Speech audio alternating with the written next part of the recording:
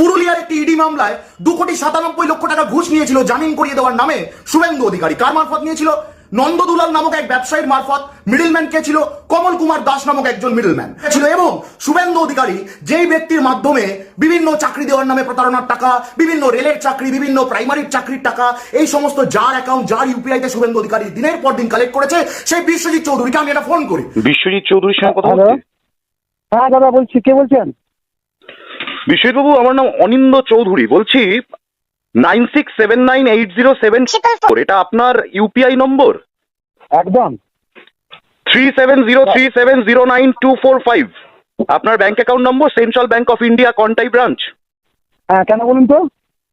সুভাষিস দাস 9,70,000 টাকা, মৌমিতা কর মাইতি 13 লক্ষ টাকা, দেবাশিস গিরি রামনগরে থাকে 9 লক্ষ টাকা, রুমা মাইতি 8,45,000 টাকা। পুরোটা শুনবেন, নাহলে বারবার ফোন করবো। আপনি আগে আমার সাথে পুরোটা শুনবেন, পুরোটা শেষ করে নি, শেষ করে নি। শুনুন না, শেষ করে নি। মৌমিতা গিরি দাস 10 লক্ষ টাকা। এমন কাজ করেন কেন যেটা শুনতে পারেন না, সহ্য করতে পারেন না? আমি তো কিছু বলিনি, আমি একটা তালিকা পড়ছিলাম। তুমি কেন করছো? আমি একটা তালিকা পড়ছিলাম, একটা লিস্ট পড়েছি, তাতেই তোমার পেটে আগুন চলে এলো। তোমার বাবা বাজারে ঘুরে ঘুরে এত বড় বড় লেকচার দিচ্ছে, এত ভয় পেলে হবে?